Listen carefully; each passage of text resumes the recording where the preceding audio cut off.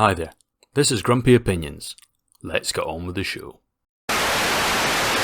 Snowpiercer is the show on TNT and Netflix, all about a train driving through a big snowy landscape. Episode 204, A Single Trade, starts out with half-price Katy Perry doing a bit of a dance and musing on how she's scared of Wilfred coming back. But on the other hand, it also turns out that Wilfred, in a show of unusual magnanimosity, decides to let his creepy scientists come in and treat people's frostbite. Of course, the worst afflicted person is Josie, and she knows that basically if she stays on Snowpiercer she's dead, but she might actually live if she goes to Big Alice and gets major treatments done. And also, she might be able to do a bit of spying while she's there.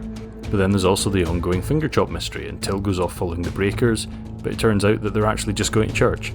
And when she gets to the church, she sees a shrine of all the people dead from the war and has a little bit of a mini meltdown. And then the old father, who is totally the bad guy, asks if she wants some tea and says a few platitudes to her and she feels a bit better.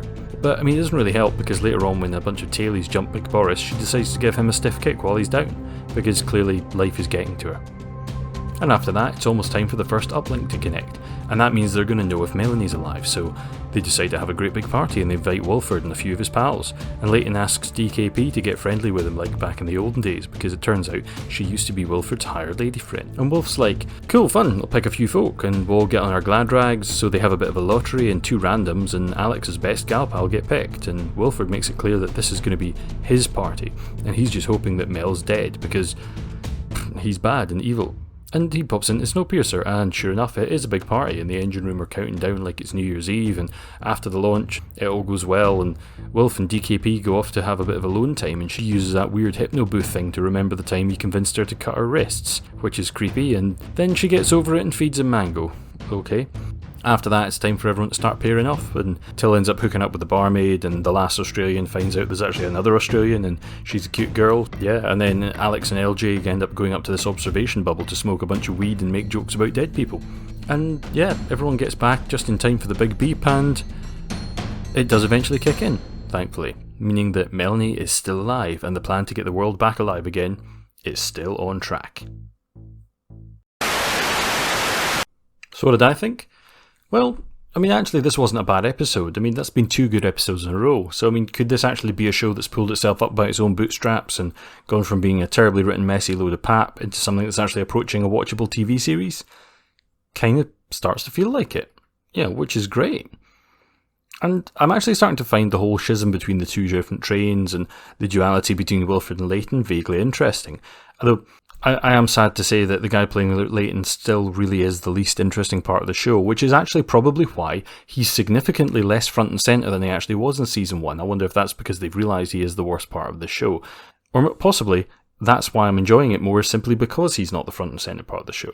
But similarly, everybody loves a bit of soap opera and a little bit of vying different ideals, and there's loads of that here. We've got so many different personalities and mini power struggles at play. You've got Ruth and Leighton, you've got Zara and Josie, you got the Breakers and the Tailies, and everyone has their own angle, and you've got the top level folk right down to the Black Marketeers, and everybody from LJ to the Murder Priest, who each has their own little scheme that they're doing. And it's just frankly quite interesting. And also, as I said last week, Melanie's not here. Now, I guess that might be the case, so clearly Jennifer Connelly has other things to do at the moment, or a movie to film or something. But yeah, I'm glad they also showed this week why they kept showing shots of this blonde lassie, like in Big Alice, because we didn't know who she was, never explained it. Now it turns out we find out she's Alex's pal, and clearly she's going to be important, because she's now obviously the one that is getting past secrets. She's part of a sort of secret pipeline of information they're trying to set up with the last Australian. So yeah, interesting stuff. It's genuinely alright.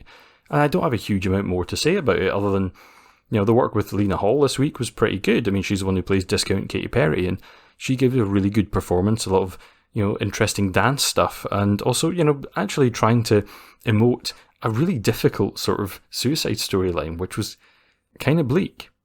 But I did have a few issues this week, one of which was crazy mango-eating Sean Bean. Now, yeah, fair enough, we're getting to see that he likes to be sort of dominated in a kind of sadomasochism sense. Now, sure, I don't entirely see why that's such a big character deal. It's unusual, but considering what we've already seen him do, it's not that odd.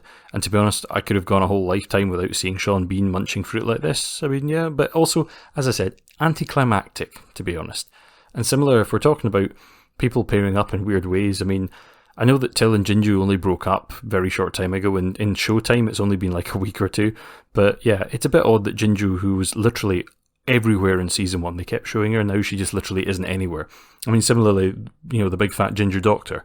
Now, sure, unless these characters died and I forgot, which I'm pretty sure they didn't, I'm guessing they just haven't got the actors back yet this season. They might do, they might at some point, they just obviously haven't written them into the plot, but it feels weird that they're not around.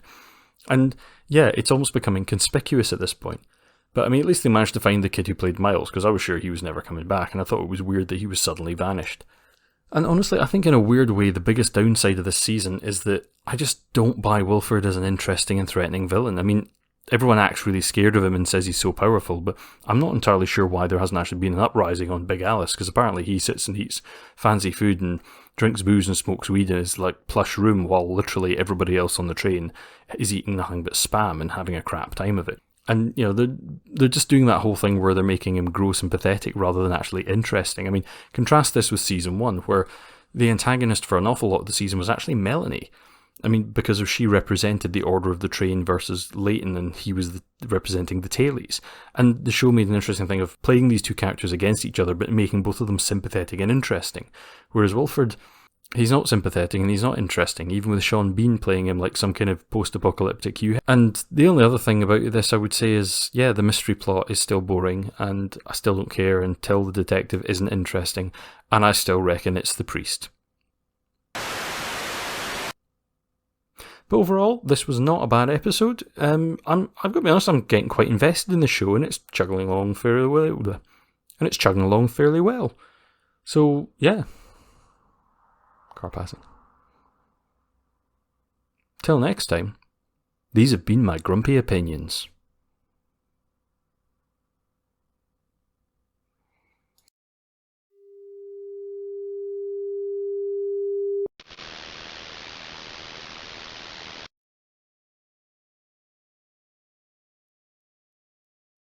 And a special thanks to all my patrons, and most especially my top tier patrons Judith Coloma, Laurie Laporte, and Michelle Forbes.